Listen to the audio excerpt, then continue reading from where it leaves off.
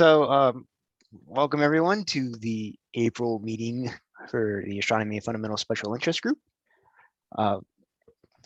Pretty small crowd available for us today, but we will have our normal two presentations. David Evans will be giving the first presentation of the night on the constellation Chameleon. And following that up, Doug Smith will be doing the main talk on Neptune and Uranus. I will also, for June, I will actually not be available to host this meeting, so I will need some volunteers for both presentations for the month of June and someone to actually run the meeting, which Doug, if anyone's interested, please contact me so I can get out, talk with Jim Knoll to get you set up with access to the club's Zoom account so that we can host the meeting. And with that, David, I will start off with you with the constellation of the month. Okay. You should have host permission, co-host permission, so you should be able to present your screen without issue. All right. I see a screen.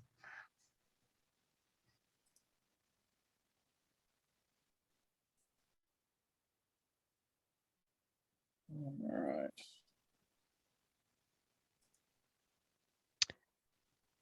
right. It seems to be on your screen presenting. It seems to be doing a split pane. Is there a way you can make it go to full screen? What's that? Slideshow. Oh, there we go. How about that? Much better. Thank you. Oh. Okay. We still good, guys? Oh, Yeah. I'm sorry. We just advanced a little bit. So my talk tonight is better known constellation. It's Chameleon. And to be honest with you, when I first decided to do this, I didn't think there was much information. Chameleon's a very small constellation, and I didn't think there was much there, but my primary reference was Annals of the Deep Sky by Jeff Knipe and Doug Webb. You know, they had 31 pages on this constellation, so it turned out to be far more interesting than I originally expected. The constellation itself, you can see it's circled in red there on the left-hand side, is the second most closest constellation to the southern zenith. Only Octans is closer. And it really only consists of 5 stars, and the brightest one is Mag 4. You can see on the right-hand side the Sky Telescope map of it. On top of it being very dim, you know, it's just south of Carina and the Carina Nebula, so it doesn't get much attention, or it hasn't gotten much attention in the past. So its discovery, it was mapped by Pieter Kaiser and Frederick de Hoopman, and they voyaged around the tip of southern Africa in 1595 to 1597. And they mapped most of these constellations that stop in Madagascar. And Kaiser made most of these observations from the crow's nest of his ship as it was docked, or as it was anchored at harbor.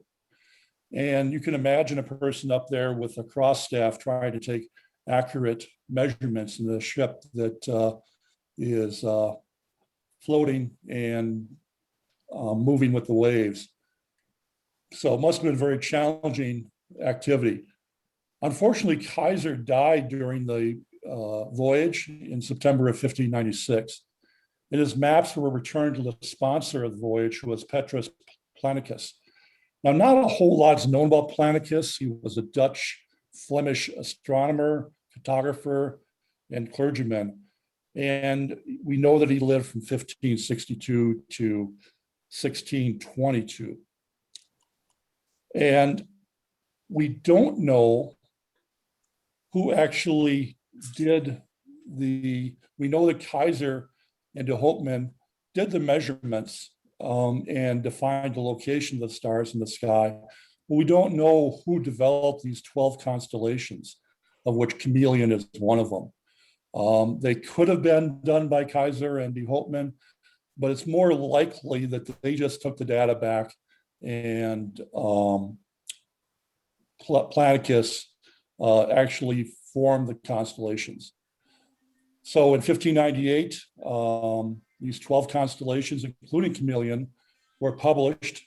And then in 1603, they were adopted by Johann Bayer in his Uranometria. The drawing that I have on the right-hand side is the drawing from Johann Doppelmayer's constellation guide of 1742. When you look at the literature, you'll often see the Chameleon with its tongue stretched out as it tries to attack Musca the fly. But you'll also see the Chameleon inverted in the other direction. So there's some inconsistency in terms of the drawings that were done earlier on. So notable objects, it's a far southern constellation. Only Octans is closer to the southern zenith. It's the 9th smallest constellation, covering 132 square degrees.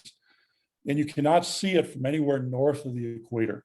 Matter of fact, you really have to get to far southern Brazil to be able to see parts of it all year round. Its brightest star is Mag 4, and it really has no other bright stars, no non-stellar objects, no asterisms, and obviously no Messier objects. So on the surface, it doesn't look like much.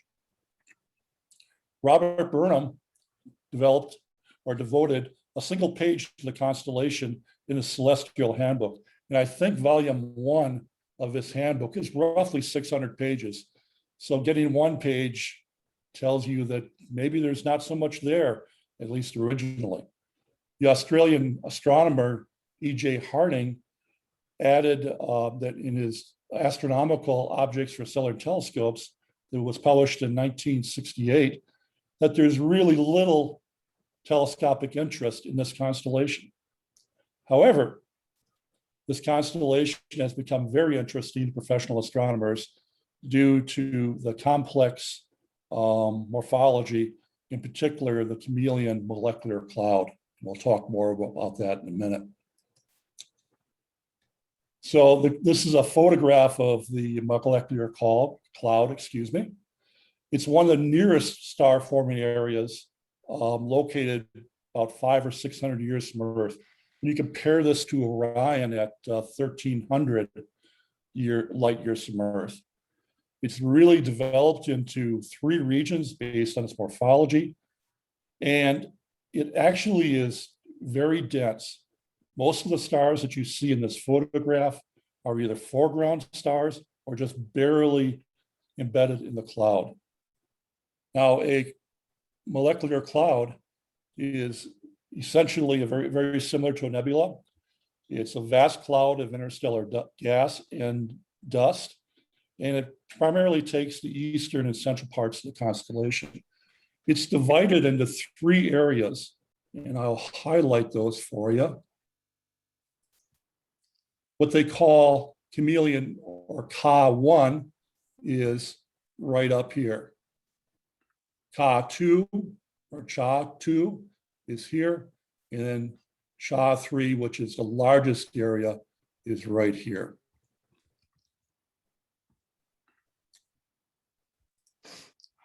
So going back to Cha-1, this one is primarily established stars, and it's really stars that are at the end of the main star formation age.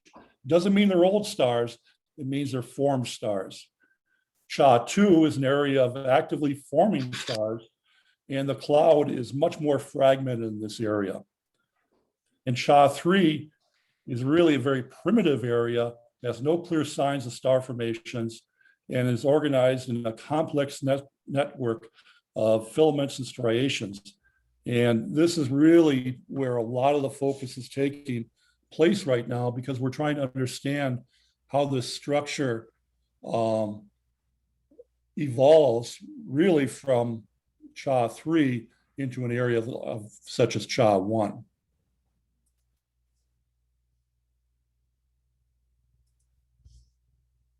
So that's the molecular cloud. Alpha, looking at the stars, Alpha Camellia Titus, I'll just call Alpha Cha, is really a mystery star. On the surface, it appears to be a Mag4 type F subgiant or giant star. It's 72 light years distant and 8 times more luminous than the sun. Its surface temperature is 6,700 Kelvin, which we compare to 5,800 Kelvin for the sun. But when you look at its luminosity and temperature, it's really not an older giant, but rather a young hydrogen-fusing dwarf. Stellar expert James Collar states that its spectrum shows it to be an older giant with a dead helium core, yet its luminosity and temperature show it to be a younger dwarf. So it's really a mystery, and there's a lot of activity on the research side trying to understand how a star like this is forming. One of the reasons they think that it's a younger dwarf is that when you look at the spectroscopy of this area, you see a lot of lithium. And lithium would be typically used up very early in the star's life. That's one of the main areas where they believe that it's young rather than old. But you know what? They just don't know right at this point. One of the other stars, and really one of the few stars we'll talk about, is Delta 1 and Delta 2 Ka. So Delta 1 and 2 in themselves are a wide optical double with magnitudes of 5.5 and 4.4 and a separation currently of 4.3 arc minutes. So a large separation. Delta Ka 1, which is the first one, is also a binary star with itself. And in this area, in this case, it's 0.6 arc seconds, and a partner shines at 0.6.5. The system lies about 350 million light years distance from us. And the Hubble Space Telescope is the source for this photo.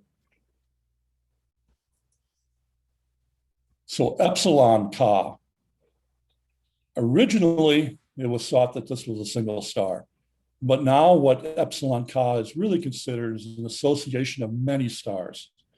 It was discovered originally by John Herschel in 1835, and he discovered it as a binary with separation of 1.6 arc seconds. According to the latest studies, their orbit now is 0.2 arc seconds. So we assume that there's a separation of somewhere between 15 or between 50 and 200 astronomical units. And that would develop into an orbit that's really many centuries in length right now. A particular star called DX Ka, which is part of Epsilon Ka, is HD 104237. This star is the brightest and nearest known Herbig AEBE star. And Herbig AEBE stars are pre-sequence stars that are still contracting and surrounded by gas and dust from their stellar nursery. So you can learn also, as well as the molecular cloud that's forming and how that generates stars. We can look at these AEBE stars and learn a lot about the early evolution of a star. And that's why this star is particularly interesting. So HD 104 2E37 is also part of a cluster of 20 co-moving stars known as the Epsilon Ka AB association. To further complicate this, there is a younger association known as Eta Ka association that's also moving in the same direction. The Epsilon Ka association is 3.5 million years old, and the Eta Ka association is 4.8. Astronomers believe that both associations are related to a much older 15 to 17 million year old group known as the OSA group, which is Theseus, Scutum, Centaurus association. Trying to unravel the kinematic motions of these three associations or two associations aligned with the OSA group is taking up a lot of scientific study, and it's far belays their visual interest, which is really not that impressive. Let's go to some other objects, non-stellar. This is IC 2631. This is a reflection nebula in the Ka-1 cloud, and it's powered by a newborn star HD 97300, which is another one of these very young stars, an AEBE 9 dwarf. It's visible under excellent conditions with a 12 to 14-inch telescope. And this photo was taken from the European Southern Observatory at La Silla in Chile. But it's quite an impressive nebula, and it really contrasts, I think, with that earlier picture I showed you of the molecular cloud. The next NGC object is 3195. This is considered a small version of the Dumbbell Nebula and was discovered again by John Herschel in 1835.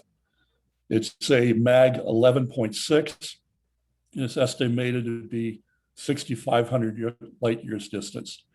And what they believe is that we're looking down the very top of the cylinder of this nebula. And of course, this photo is also from the Hubble.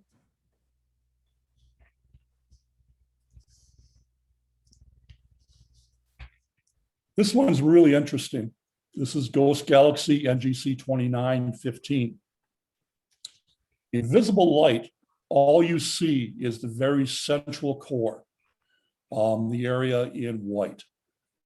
When you image this in the radio spectrum, you pull out the neutral hydrogen, and that blue spiral structure appears. One of the other interesting things about this ghost galaxy is that it has an extraordinarily high level of dark matter. And they believe they're able to tell that dark matter by taking a look at luminosity and the mass. And there has to be a very, very large level of dark matter in this galaxy. And we figure that it's about 15 million light years distance. And this photo credit is, sorry, I don't have the article name, but it's an author named Muir et al. Who did a study on this.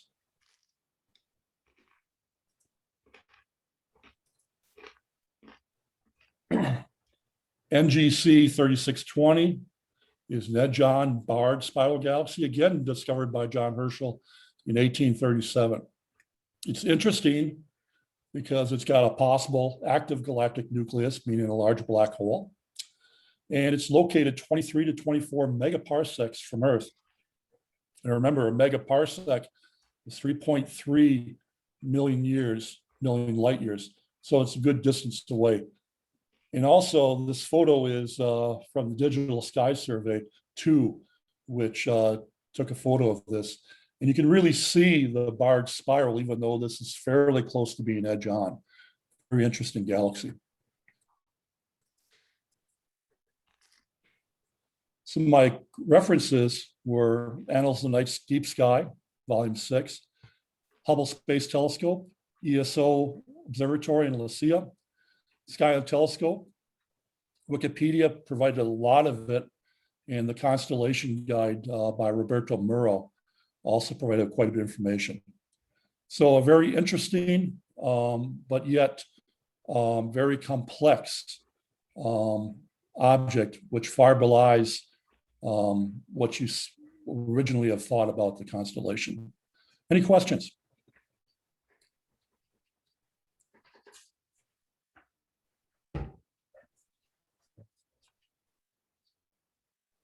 Does not sound like it at all. Thank you very much, David. That was Oh, no problem. pretty interesting. Curious I- about I- the molecular cloud some too, because that was a huge molecular cloud for that area of the sky. Yeah, and there's, I didn't want to go into more complexity because frankly, the information I had went way over my head. But there is a lot of activity going on with the molecular cloud and its association with the OSCA subgroup. And they haven't figured out not only the morphology, but really the evolution and the timing. On the surface, it looks like it makes sense, but there's a lot of questions to be answered out there yet. Interesting stuff. Thank you very much for putting that together. Oh, no problem. I enjoyed it. I learned a lot about a galaxy or a constellation I knew nothing about. That's what we like to hear. And I'm going, oh, we had a chat. Kirk also, if you did not see his message, he says thank you as well. That he found it pretty useful. Oh, thank you, Kurt. I couldn't see the chat, so I appreciate the comments. And moving right along here, Doug, we'll move on to you next with Neptune and Uranus for the night. Okay. And while I'm doing my presentation, feel free to just chime right in with questions. You don't have to wait until the end, and you don't have to do chat. I'll take them on the fly.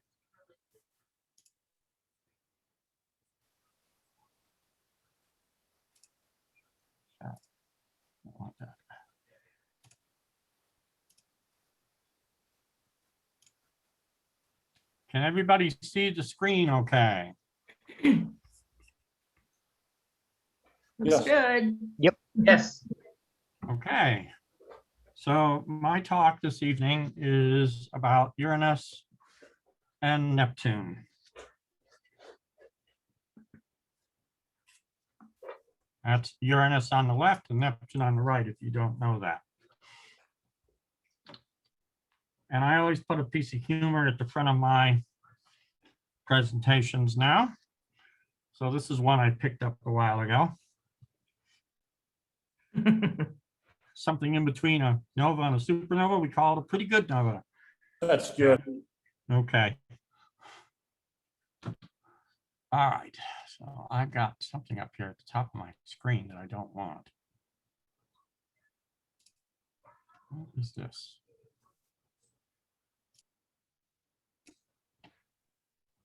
I don't know how to get rid of it.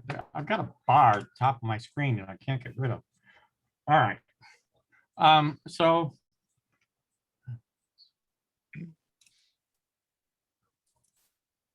sorry, I'm getting. Uh, All right. Can we try to stop the presentation and just see what? Yeah, let me try again. Something. I don't know how that came up that way. PowerPoint and all of its many mysteries.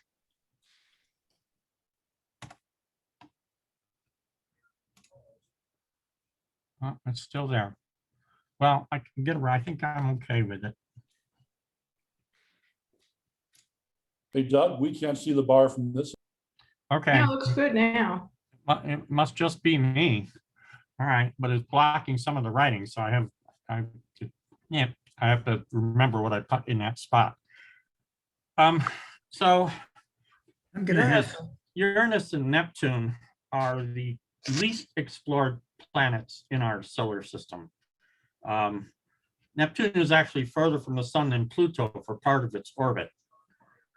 And before Voyager II did a flyby of both planets, we knew almost nothing about them. We knew the basics. We knew their mass, their size, a little bit about their atmosphere, and we knew they had a few moons, but we didn't know how many. These are very small planets when viewed from the Earth. At its closest approach, Uranus only gets to be 4 seconds of arc in diameter, and Neptune only gets to 2.4 seconds of arc. So they're really small. And when you look at them from a ground-based telescope, you're looking through the atmosphere and there's always turbulence and everything else, and you very rarely have anything better than 1 second of arc resolution. So you really can't see much. And you have to remember that Voyager II was launched way back in the 70s, before there was the Hubble, before there was adaptive optics, before we had any of that good stuff that we have today. So back then, we knew nothing. Uranus was discovered by William Herschel on March 13th, 1781, and he was using that 6.2-inch reflector that you see there in the picture when he discovered it. Uranus had probably been observed many times because it gets as bright as magnitude 5.4. There is some evidence that Hipparchus observed it in 138 BC. And we know that John Flamsteed observed it at least 6 times, mistaking it for a star in Taurus. It was named after the Greek deity of the sky, Uranus, who was the father of Cronus and the grandfather of Zeus. It took him a long time to adopt the formal name. I mean, if you look at the dates, it was discovered in 1781, and the name was not formally adopted by the Royal Society until 1850. They were arguing about the name for, what is that, 70 years.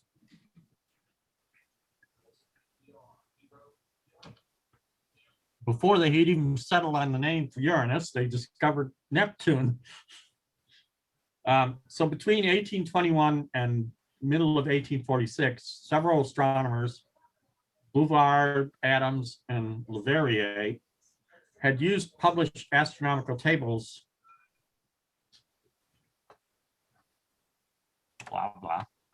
had used astronomical tables of the, sorry, I'm getting interference from one of my apps at home here. Clear that, okay. Sorry. Had used astronomical tables of the orbit of Uranus, compared those against observations, and had found that there was rather large deviations from the predicted positions in the tables, which led all of those astronomers, Bouvard, Adams, and Leverrier, to hypothesize that there was some unknown body that was perturbing the orbit of Uranus. They all made predictions of where this new planet might be found. Leverrier sent a letter to the Berlin Observatory and urged Johann Gottfried Galle to search with the observatory's refractor. A student of his named Heinrich d'Arrest, suggested to Galle that they compare a recently drawn chart with Leverrier's predicted location to see if they could find the planet. And on the evening of September 23rd, 1846, which was the very day that the letter from Leverrier reached Galle, d'Arrest discovered Neptune just north of Iota Aquarii, less than 1 degree from the position that Leverrier had predicted it to be, and only about 12 degrees from Adams' prediction. So that worked. The discovery was seen as a triumph of modern astronomy and physics and a further confirmation of Newton's theory of gravitation. I don't know about you, but 12 degrees seems to be pretty far off the mark with respect to the entirety of the Well, sky. Today, you would consider it far off the mark, but 200 years ago, maybe you would consider that actually not too far off the mark. It's 36 moon widths. Well, yeah, but how big is the sky? At least you're in the right area. You're probably even in the right constellation. I would consider that reasonably close, considering what they were working with at the time.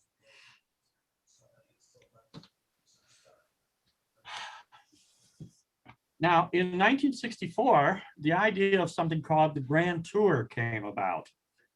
A gentleman named Gary Flandreau at the Jet Propulsion Laboratory realized that an alignment of the outer planets, Jupiter, Saturn, Uranus, Neptune, would occur in the late 1970s that would enable you to visit all 4 planets with a single spacecraft using gravity assist. And this particular alignment only occurs once every 175 years. So we won't see it again in our lifetimes. JPL was very thrilled about this project and pushed for it real hard. Budgets being what they were, it would have cost about $1 billion, which in the 60s was a huge amount of money. And so the project never got off the ground. It was canceled, and it was replaced with something called the Mariner Jupiter Saturn project, which eventually evolved into what became as Voyager 1 and Voyager 2. Voyager 1 would perform a flyby of Jupiter and Saturn, and then a close flyby of Titan. Titan was interesting, but the flyby of Titan would propel it in a direction that would not go anywhere near Uranus and Neptune. Voyager 2, after completing the Saturn flyby, they would try to extend it to go out to Uranus and Neptune to do the grand tour. The spacecraft were only originally designed to last through Saturn flyby, so going out to Uranus and Neptune was strictly a bonus.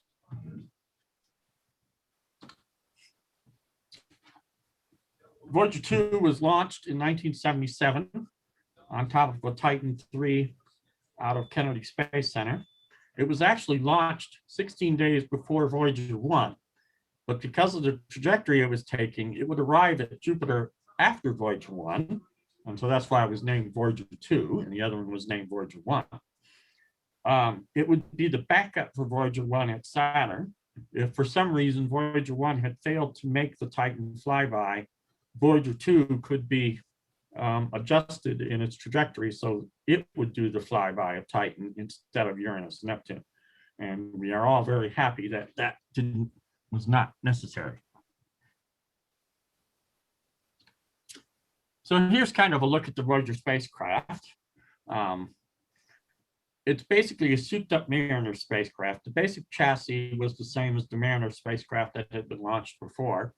All of the instruments were upgraded, of course, with new up-to-date instruments, and it was powered with radioisotope thermoelectric generators using plutonium as a fuel. The 3 generators produced a total of 470 watts power at launch, and because of the decay of the plutonium, that would be reduced by half every 87 years. So let's see, it's been about what, 40 something years. So they're down to about, it's probably down to about 300 watts right now. There's 11 scientific instruments on board the Voyager. And I think they're all spelled out on that diagram. The low field magnetometer, which is on the bottom left there, the boom that actually goes out way much farther beyond the edge of the frame. It's quite long. The magnetometer is way out there to get it far away from the spacecraft so it doesn't pick up the magnetic fields of the spacecraft.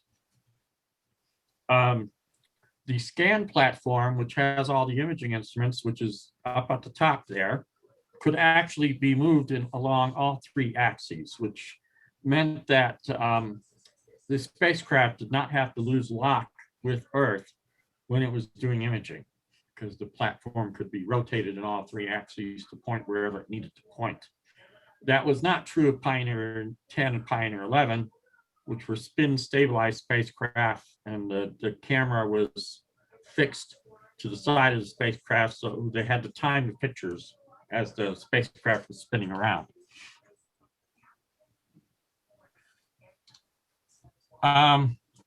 Interesting enough, 5 months before Voyager 2 launch, several astronomers were watching Uranus occult a star using the NASA Cooper, I can never pronounce that name, Airborne Observatory. Is that Kuiper? Kuiper. Thank you. The U is pronounced as an A. Yeah. They were going to observe how the starlight dimmed as it went through the Uranus atmosphere near the limb. But as they watched it move towards the star, they saw 3 dips in the star brightness prior to the occultation by Uranus, and then 3 more dips after the occultation. And I hope this works. So this is what they saw.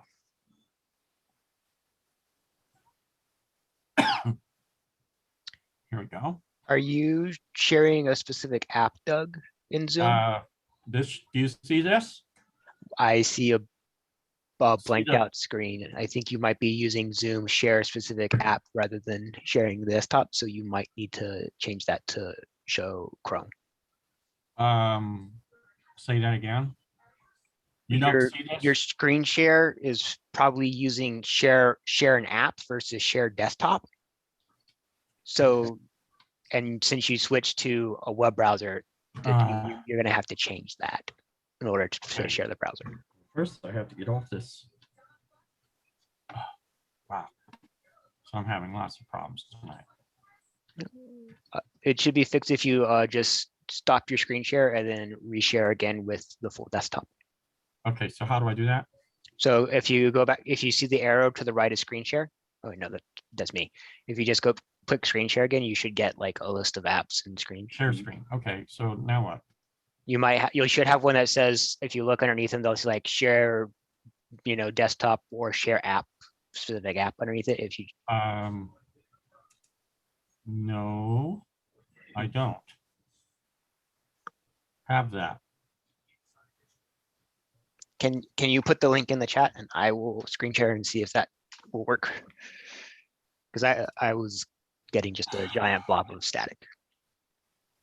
Okay, can I put the link in the chat? Yes, I can do that. I tested these things and I thought they worked. Oh, nope, there it goes. You got it? Yep. But now it's not moving. You It's supposed to repeat. there it goes. And Okay. everyone else good on seeing that? Can you see that? Yes. Okay, let it repeat. It'll run through the whole sequence again. Yes, we see it. Okay, good. Technology is hard. This is coming from a software Okay, so engineer. here you watch. The Uranus is on the right, the star is on the left. As it approaches the star, watch the brightness of the star. That's the yellow line. Dip, dip, dip. And then there's the main occultation where it passes in front of the star and comes back out the other side. Dip, dip, dip. And this was the way they discovered the rings. And there's what the rings look like.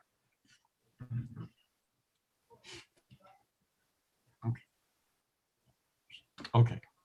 Why doesn't it let me change slides now? It's probably because you're on the browser. Great. So you just have to go back to PowerPoint and you should be good. It's not letting me do that.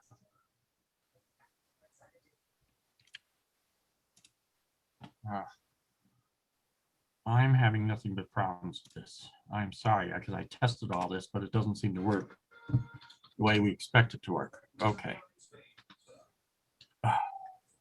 Doing fine, Doug. All right. Back on I'm track. sorry. That wasn't I'm so bad. sorry for the problems. I should never have tried to do the links without knowing what I was doing. Anyway, so that's how they discovered the rings around Uranus. Actually, when they looked at those dips more carefully, they found out they were actually 5 rings, not 3. This turned out to be the second set of planetary rings that had been confirmed in our solar system. At that time, this was before the Voyagers had arrived at Jupiter. This is before the Voyagers were even launched. So we didn't even know about a set of rings around Jupiter. And so the only ring system that we were aware of at that time was the rings around Saturn. Some people had hypothesized that there would be rings around Neptune, but it had never been confirmed. So we had one set of rings and now we have a second set of rings. Additional rings would be discovered by ground-based techniques. Voyager would discover more rings around Uranus. Hubble would discover more rings. And as of today, there are currently 13 rings around Uranus. The discovery of these rings caused them to make some fast changes to the Voyager 1 plan. They decided that in addition to doing the other things Voyager was going to do when it got to Jupiter, they would attempt to search for rings around Jupiter using Voyager 1, and we all know they found them. So this discovery 5 months before launch caused them to change the Voyager 1 plan at the last minute.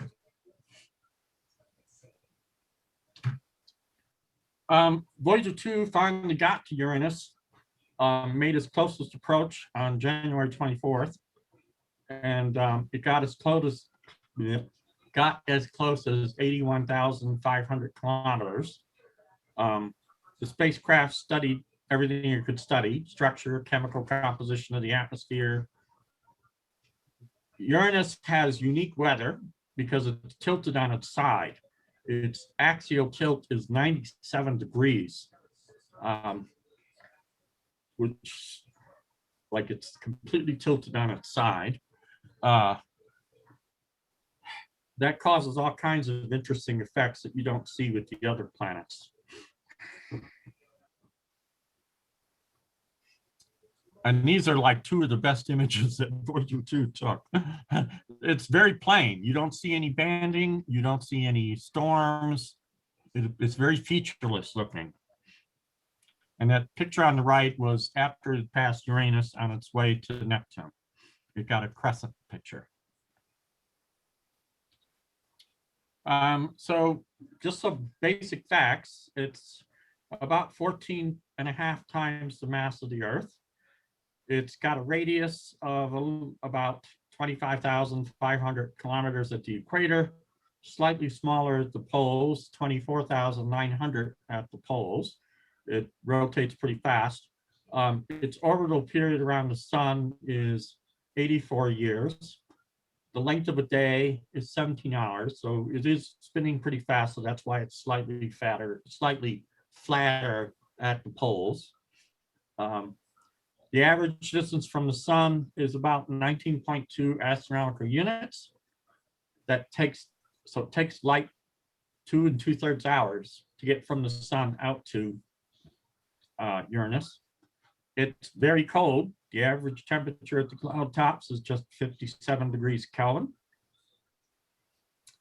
Its orbital eccentricity is 0.046, about 3 times the Earth's, but it's still a pretty circular orbit. It's less than 1 degree off the ecliptic, so it's right in the ecliptic plane. Its mean density is only 1.27 grams per cc.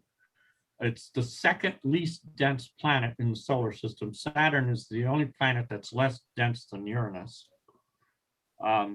Compare it to Earth, which is 5.5, and Jupiter is 1.3. But like I said, its axial tilt is 97 degrees, whereas Earth is 23 degrees. And there's a comparison of Uranus next to the Earth. All right, I got another link. I hope this one works.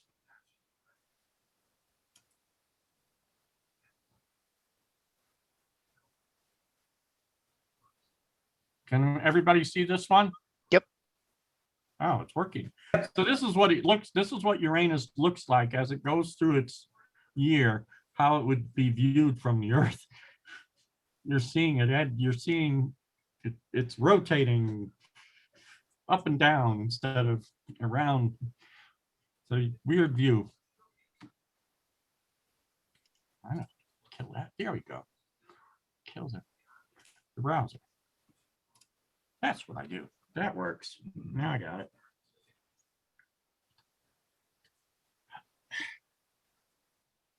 As a result of that extreme axial tilt, the polar regions on Uranus actually get warmer than the equatorial regions during the winter and the summer by as much as 10 degrees. And that's because the poles during the winter and the summer regions, one of the poles is pointed directly at the sun constantly, whereas the equatorial region is rotating and is always going from sunlight to darkness. One of pre-Voyager, before the Voyager got there, all the scientists assumed that the Uranus magnetic poles would be more or less aligned with the rotational axis, as is most planets. But what they found out was that's not the case. Uranus was full of surprises. The axis of the magnetic poles is offset tilted away from the rotational pole by 59 degrees. And the axis does not run, the axis of the magnetic poles between the north and south magnetic poles does not run through the center of the planet. It runs, it just cuts through the planet about 1/3 of the planet's radius away from the center. Very unusual. If you look at this diagram, you can see, you imagine a line drawn to the sun, and then the north-south rotation axis is that line that's slightly below the sun. And then the north-south magnetic pole is 59 degrees off, and it doesn't run through the center of the planet. It misses the center of the planet by 1/3 of the radius. Very unusual. And that causes an interesting looking magnetic field to develop, as I'm hoping this link works. And you can watch this if it works. There's what the magnetic field would look like. The dark blue line coming out to the bottom right, that's the rotation axis. The planet's rotating around that axis. The yellow arrow is pointing to the sun. And you can see what the, you all can see that, right? Yep, see it. Okay, Yeah. good. So you can see how the magnetic field is doing this weird, very strange, unusual motion.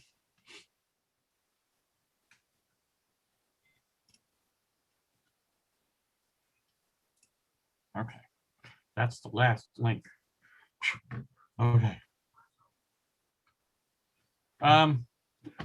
So Uranus is believed to have a rocky core, silicate iron nickel core that's about one, maybe a little more than one Earth mass. And then the core surrounded by a mantle that's made up of various ices, such as water, ammonia, and methane. The mantle makes up the majority of the mass of the planet, probably about 13 Earth masses. The remainder of the mass is in the atmosphere. One of the interesting effects that they really believe is happening in Uranus is deep in the mantle, with the extreme pressure and temperature, as you get deep within the mantle, the methane may actually break apart into separate carbon atoms, and the carbon atoms may actually condense into diamond crystals that rain down like hailstones. Imagine that. And experiments at Lawrence Livermore suggest that the base of the mantle, there may actually be an ocean of liquid diamond with floating solid diamond bergs. Doesn't that sound fascinating? Won't tell my wife. Yeah, it'd be interesting to go there and fetch them, right? Another interesting discovery they made is that Uranus, for some reason, is not radiating much heat. And they don't know why. They have a theory. They found that Neptune, for example, which is supposed to be more or less the twin of Uranus, radiates 2.61 times as much energy into space as it receives from the sun. Uranus radiates hardly any at all. The total power radiated by Uranus is just barely 1.06 times the solar energy absorbed. So they don't know why Uranus is not radiating the energy that most of the other planets are radiating. The theory is that it has to do with how Uranus got knocked on its side. The theory about Uranus is that something really large, perhaps 2 or 3 times the size of the Earth, hit Uranus at a very slight, like, grazing angle, okay? And that's what knocked Uranus into this 97-degree rotation on its side. They also think that in that process, the core of Uranus was badly damaged by the collision, and the stuff that was in there that was hot at that time leaked out into space, you might say, from the damage. And so it lost a lot of its heat that would have been caused by the early formation of the planet, just dissipated into space during the collision. but it's a theory. They have no way to prove it, obviously. That's the current working theory. Uranus is really cold. If you go a little farther down into the atmosphere, they've measured temperatures as cold as 49 degrees Kelvin. And that makes Uranus actually the coldest planet in the solar system. It's colder than Neptune because it doesn't radiate the heat that Neptune does. The atmosphere of Uranus, it's mostly hydrogen, 82% hydrogen, 15% helium, 2.5% methane, and then some other stuff, trace elements. The methane strongly absorbs radiation in the visible and the infrared wavelengths, which is why Uranus looks blue. There's other hydrocarbon sulfide compounds and other things. The Uranus atmosphere is extremely complex, has various layers that they've identified, has very complex weather. As you can tell by looking at that chart down there, you've got different layers, cloud forming layers.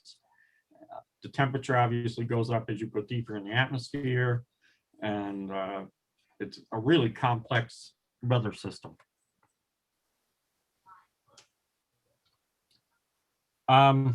Before Voyager, Uranus was known to only have 5 moons. Voyager discovered a number of moons, and a number have been discovered with Hubble and other ground-based observations. Right now, the current number stands at 27. Most of them, they're all basically ice rock conglomerates, 50% ice, 50% rock. The ices are typically ammonia and carbon dioxide. They are the least massive of any of the giant planets. They're very small. There's not much mass in the moons. Titania, which is the largest of the moons, is only 789 kilometers in size. Since the Voyager mission was a flyby, they did not get many images of the moons. They tried to image as many moons as they could, but it's a flyby. They weren't stopping to go into orbit. They just flew right through the system very quickly. So not much on moons. They did get close to a couple of them, but not many of them. These are the 5 moons that had been discovered pre-Voyager, and that's the names left to right are Miranda, Ariel, Umbriel, Titania, and Oberon. And the images you're seeing are almost the best images they got.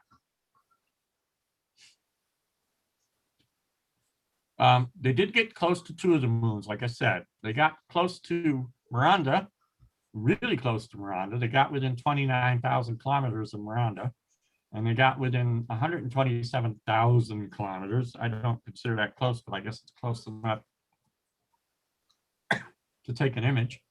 So the bottom 2 images here are Miranda, and the upper right image is Ariel. And these are the best images that Voyager captured.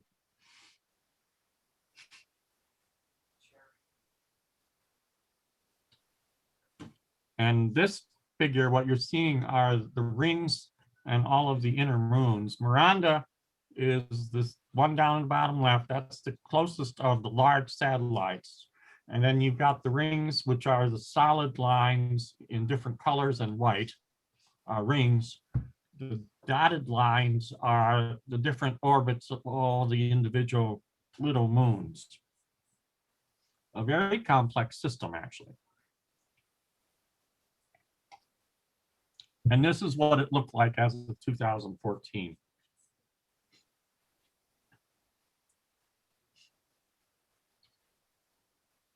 And since Voyager, of course, we've put up Hubble Space Telescope, and they've had adaptive optics now that they can use on other ground-based telescopes. And so now we can photograph and image Uranus from here and get not too bad images. These are Hubble space images, both of these. And what they're showing is aurora on Uranus.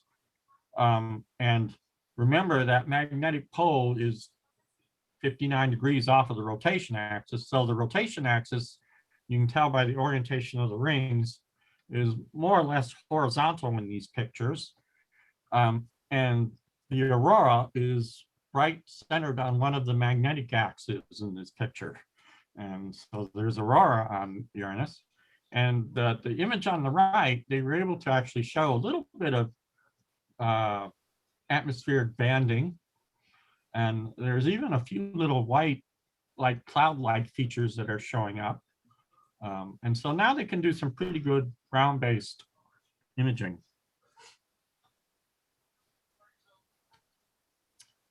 So now we move on to Neptune. Before I move on to Neptune, any questions about any of the stuff of Uranus? Okay. Excellent. So now My head. Voyager 2, Uh, I'm sorry, go ahead. Do we know, I haven't seen anything recently. Are there plans to get another probe out to Uranus or Neptune? I haven't seen anything announced, or it was in kind of a quote unquote planning stages. So what I was reading, when I was reading the information about these planets is NASA's got a plan for like a follow-on to New Horizons, okay? Where they would do a lot of gravity assist around the inner planets, Mercury and Venus, to eventually get a slingshot out there. It's just early in the planning stage. They're talking about 2030 type of launch period, or maybe even later than that. And there's no money approved for that yet. They're thinking about it. They do want to get back out there because there's so many questions unanswered. They just don't know. And although they can image, you know, they can get images like this from Hubble, that's nothing compared to this, okay?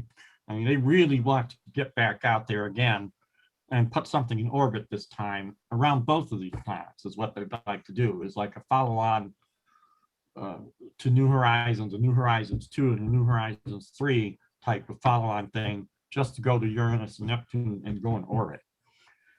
Because these are very interesting planets. Neptune is especially interesting, as we'll get to. You'll see why. Neptune is more interesting than Uranus. So they're talking about it, but it's really early, just early in the planning stage at this point. No budget yet, not even the name for the mission. We certainly have the technology. I mean, we went to Pluto. We can get out to Uranus and Neptune without flying by Jupiter and Saturn. Thanks. Okay, so Voyager 2 finally made its way out to Neptune on August 25th, 1989. Because this was going to be the last major planet the spacecraft was going to visit, they decided that in addition to just flying by Neptune, they would do a flyby of Triton, which is the largest moon around Neptune. And they don't care what happens to it after that. It'll get flung out of the solar system in some odd direction, and they're not too worried about that. Originally, right up until just after the flyby of Uranus, they were still talking about, after the flyby of Neptune, they were still thinking of sending Voyager 2 to Pluto. They could have done that instead of a Triton flyby, but they decided not to do that. They decided to do a Triton flyby.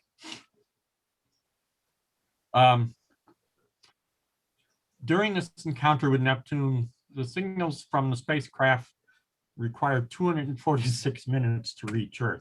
So everything, obviously they're not doing any kind of control of the mission during real time.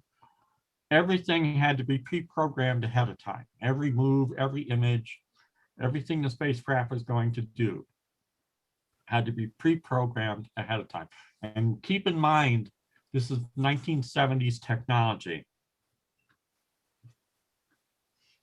The spacecraft performed an encounter with the moon Nereid, and then it got within 4,400 kilometers of Neptune, so it really got close to Neptune, and then passed over and did a close flyby of Triton the same day.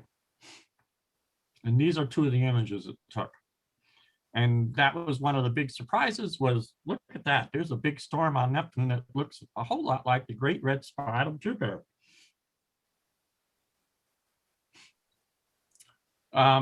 Information about it's actually more massive than Uranus, but slightly smaller. And that's because it's more massive, it's been pulled in a little tighter.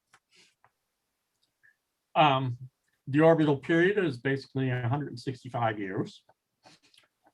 It spins just a little faster, not much, 16 hours for the length of a day. It's 30 astronomical units from the sun, so the light travel time, like I said, it's 4.1 hours. It's cold. The average temperature at the cloud tops is 55 degrees. The orbital eccentricity of its orbit is 0.008. That's basically a circular orbit. And it's only 1.7 degrees off the ecliptic.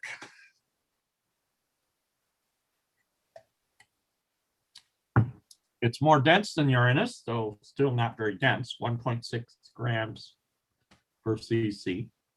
Its axial tilt is just 28 degrees, so it's roughly the same as the Earth's axial tilt. And there you see what it looks like, size comparison to the Earth. Its internal structure is more or less identical to Uranus. It's got a mantle that's probably 10 to 15 Earth masses. It's water, ammonia, and methane. Deep in the mantle, again, the theory is that probably the methane decomposes in the diamond crystals that rain down, and they believe that there's probably an ocean of liquid carbon with floating solid diamonds on it. The core of Neptune is probably iron, nickel, and silicates, around 1.2 times that of the Earth in terms of mass. The temperature at the core is probably around 5,400 degrees Kelvin. That's a guess.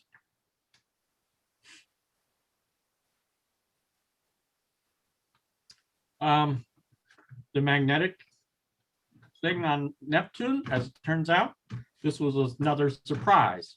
So originally they thought that that weird magnetic field of Uranus with the offset magnetic axis and everything else was just the result of the planet being tilted on its side, and maybe that initial collision that caused it to be tilted on its side.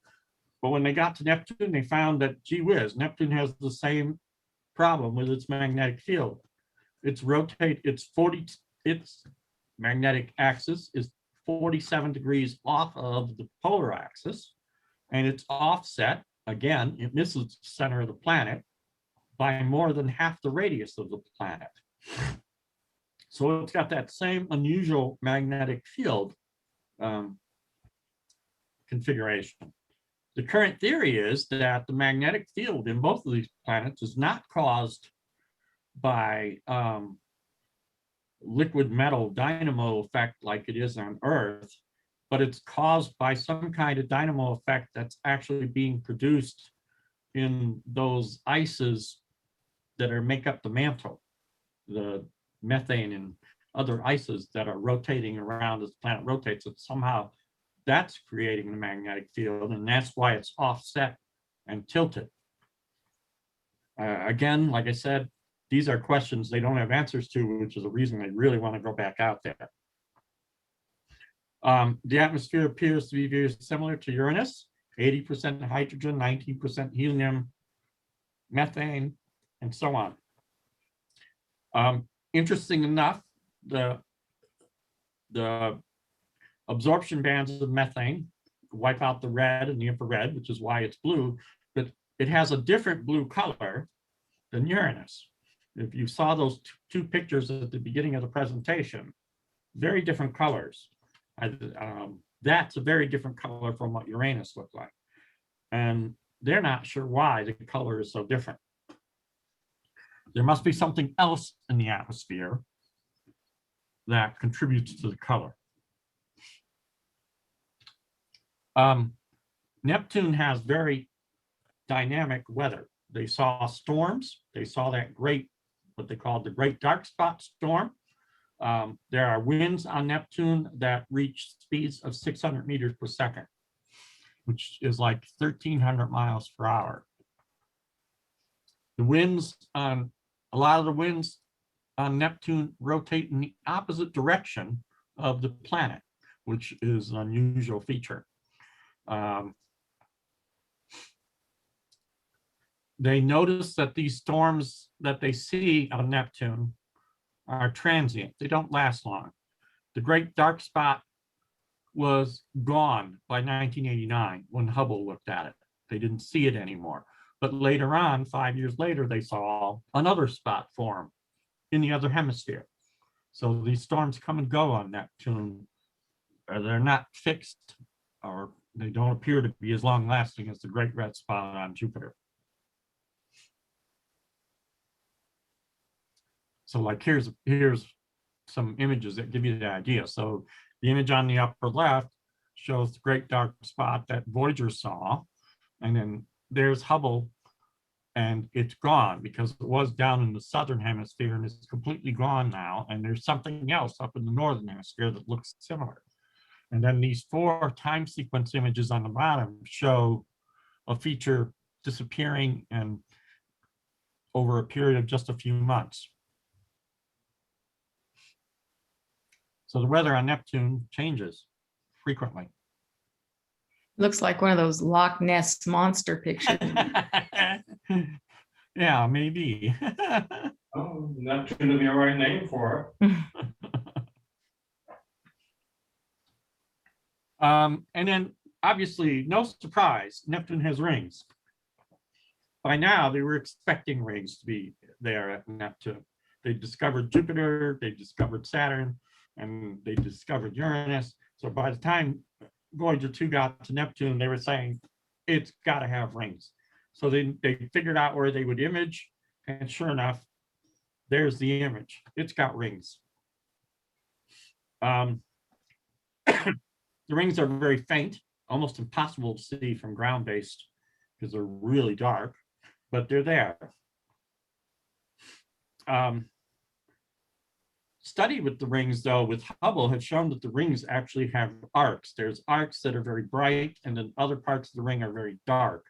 And they don't understand how these arcs form, and they don't understand how they stay for a long period of time. The current working theory, which is just a theory, is that there's the moon Galatia, which is one of the moons, is like a shepherd moon, and it corrals the rings and the arcs in such a way that you see. But they've also seen that these arcs don't seem to last very long. They seem to be very unstable, and they think that one of the arcs, which is named Liberty, might be gone in as little as 100 years, based on the information they looked at. So anyway, it's got rings.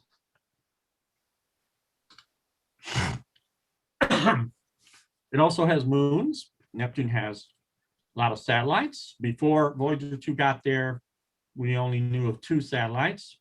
Triton was discovered in 1846, and Nereid was discovered in 1946. During Voyager 2, they discovered 5 additional moons. Since then, 7 more have been discovered with the Hubble. But Neptune's moon system is very odd. Well, maybe not odd. It's very lopsided. Triton takes up 99.5% of the mass of all the moons. The rest of the moons are just icy rocks, asteroids, small chunks, little things. Triton is huge. Triton is really big. It has a radius of 1,350 kilometers. It's actually larger than Pluto.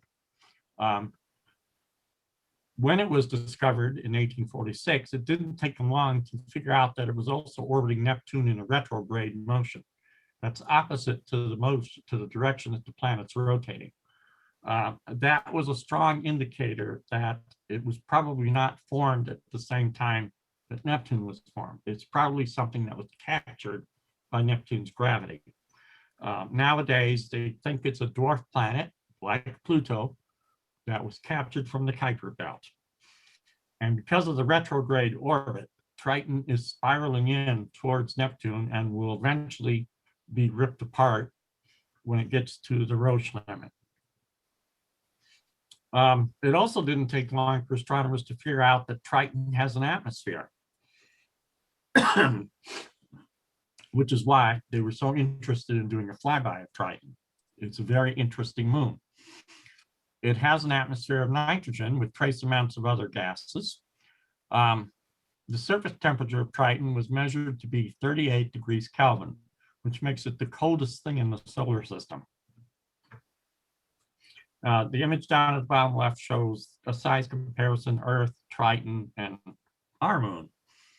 The image on the right, if you look real carefully at the limb, you can see clouds. There's a haze layer there and clouds. That's the atmosphere.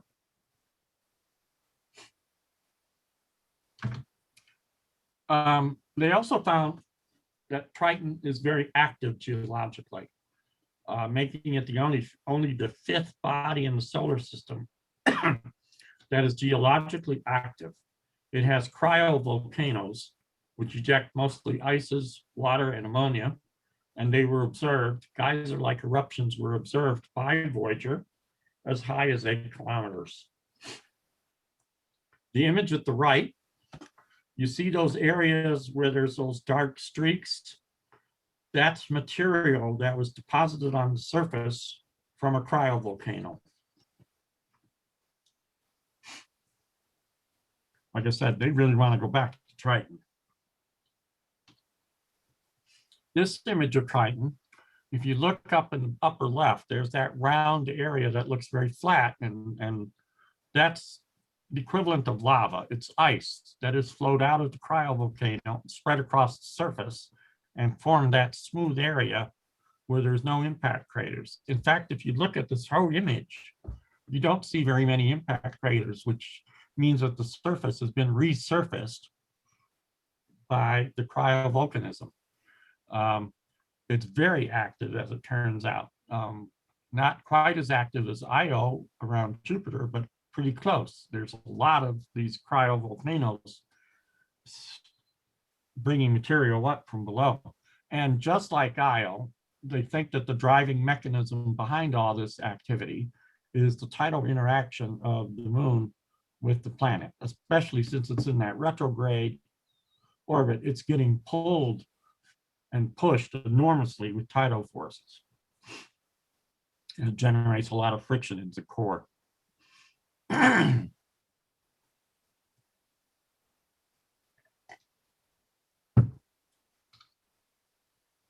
Now, one of the problems that I found interesting that they had to overcome was imaging at Neptune.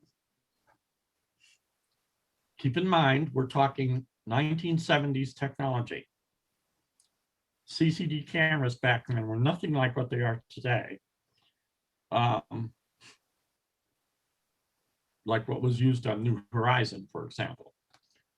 Sunlight out there is only 1/900th, 1/900, as bright as it is here at Earth. So the problem they had at Neptune was it was so dark that in order for them to get any kind of imaging with the cameras that they had on the spacecraft, the exposure times were so long that the images would get streaked by the spacecraft motion.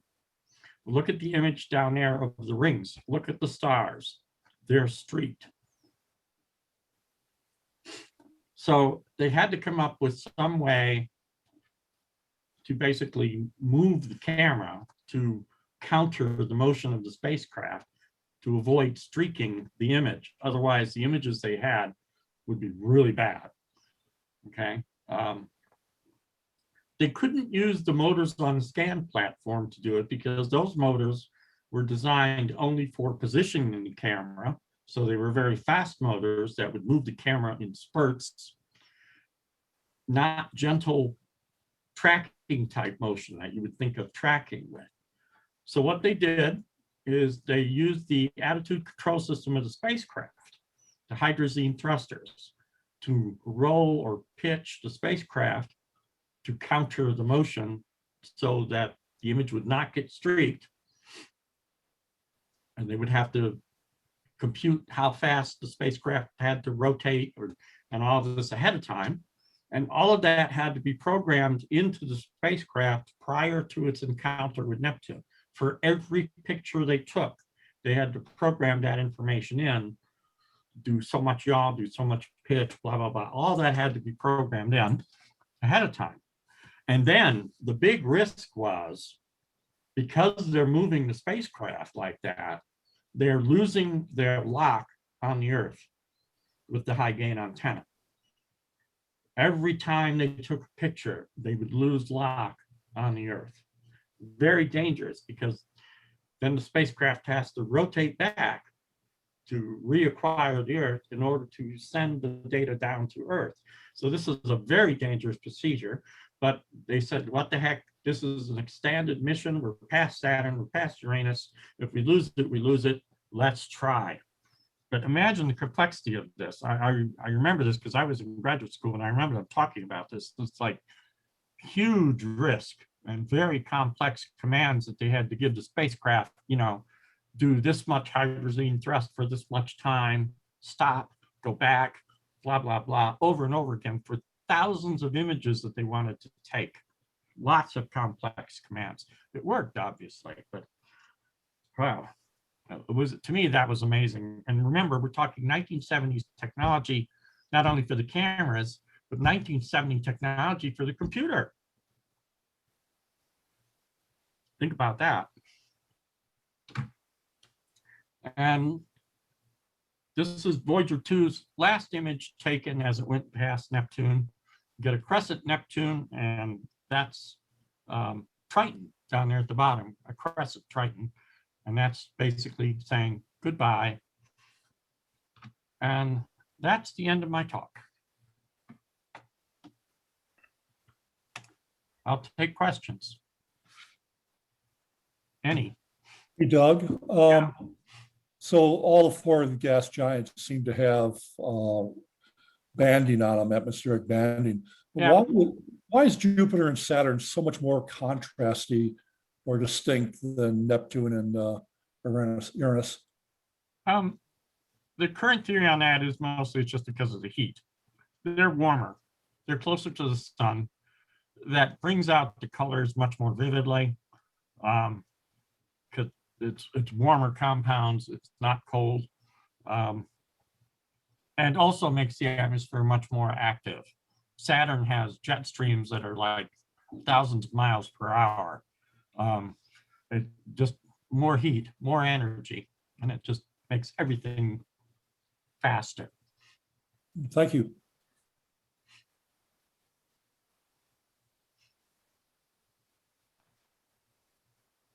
Awesome. Thank you very much, Doug. Any other questions? None? Where are you going? Not in my lifetime. Oh, we can try to extend it. I wish they would send another mission out there. I would love to get, I mean, I would love them to send something like a New Horizons spacecraft out there to orbit those planets, and the views you'd get and the information you'd get, I think, would be amazing. Well, you know, almost all the missions have amazing amount of information.